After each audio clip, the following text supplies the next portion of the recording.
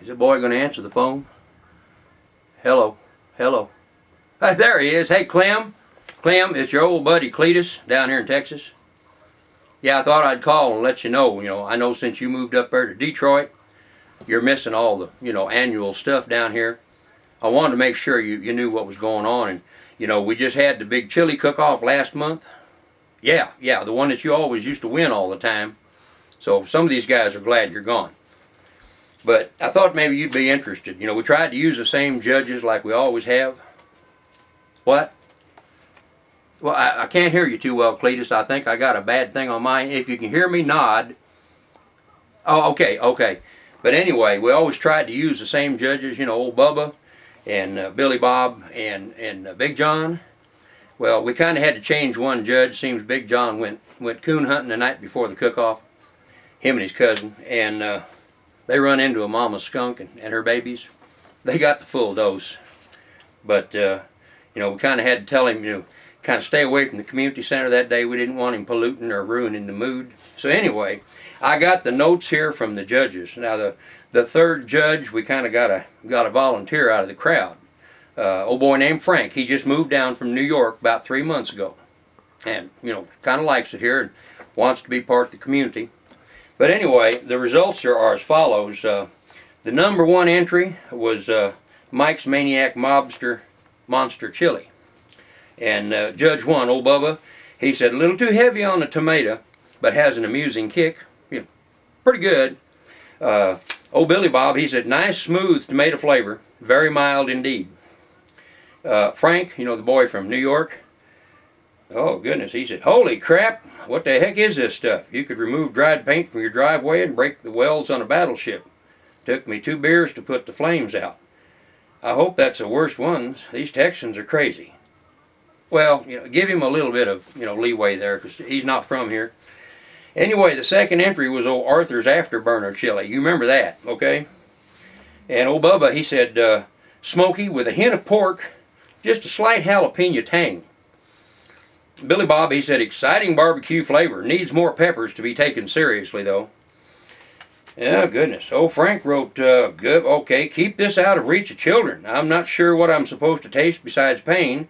I had to wave off 2 people who wanted to give me the Heimlich maneuver. They had to rush in more beer when they saw the look on my face. Goodness. Okay, well anyway, moving along here. Old Fred's famous burn down the barn chili. Now that's always been good stuff every year. Old Bubba, he said, excellent firehouse chili. Great kick, but needs more beans. You know how we are about them beans down here. Gots to have a lot of beans. No, old Billy Bob, now he said, a beanless chili, a bit salty, but good use of peppers. Frank wrote, oh my, he says, call the EPA. I've located a uranium spill. My nose feels like I've been snorting Drano, and everyone knows the routine by now, so get me more beer before I ignite. Barmaid pounded me on the back, now my backbone's gone into the front part of my chest. And I'm getting real drunk from all the beer. Anyway, next up was Bubba's Black Magic. Now, Bubba had never entered any chili before, but we let him go ahead and judge anyway because he's honest. And he said black bean chili with almost no spice. And even though I made it, I call it disappointing. And Billy Bob, he said, well, a hint of lime in the black beans and good side dish for fish and other mild foods, but not much of a chili. Oh my, Frank, I don't think Frank was really happy with that. I'm not sure. He says, I felt something scraping across my tongue, but was unable to taste it. Is it possible to burn out taste buds? Sally, the barmaid, was standing behind me and with fresh refills. That 400-pound gal is starting to look hot, just like this nuclear waste I'm eating. Is chili an aphrodisiac? And a number 5 entry, this was interesting. Old Linda's Legal Lip Remover, do you remember that? It got better this year. And old Bubba, he said, meaty, strong chili. Cayenne peppers, freshly ground, aiding considerable kick. Very impressive. And Billy Bob, he said, chili using shredded beef, and could use more tomato though. Must admit, cayenne peppers make a strong statement. Old Frank, he wrote, my ears are ringing, sweat pouring off my forehead, and I can no longer focus my eyes. I farted and 4 people behind me got their hair and eyebrows singed and needed paramedics for CPR. The contestant seemed so offended when I told her that her chili had given me brain damage, she dang near removed my tongue from bleeding by pouring beer directly on it from a pitcher. I wonder if my lips are burning off. It really ticks me off that the other judges ask me to stop screaming. Screw those rednecks. My. And anyway, a number 6 entry was Vera's Very Vegetarian Variety. And Bubba, he said, thin, bold, vegetarian variety chili. Good balance of spice and peppers. And Billy Bob, he said, the best yet. Aggressive use of peppers, onions, and garlic. Superb. And my gosh, old Frank here, he wrote, my intestines are now a straight pipe filled with gaseous sulfuric flames. I crapped myself when I farted, and I'm worried it'll eat through the chair. No one seems inclined to stand behind me except that big old Sally. She must be kinkier than I thought. Can't feel my lips anymore. If I had a snow cone, I'd stick it between my cheeks. My. The 7th entry was old Susan's Screamin' Sensation chili. And Bubba, he had to say, mediocre chili with too much reliance on the canned peppers. Judge 2, old Billy Bob, he said, ho-hum, tastes as if the chef literally threw any can of chili peppers at the last minute. I should take note that I am worried about Judge number 3, though. He appears to be in a bit of distress as he is cursing uncontrollably. Frank wrote, the judge from New York, he says, you could put a grenade in my mouth, pull a pin, and I wouldn't feel a thing. I lost sight now in my right eye, and the world sounds like it's made up of rushing water. My shirt's covered with this chili, which slid unnoticed out of my mouth.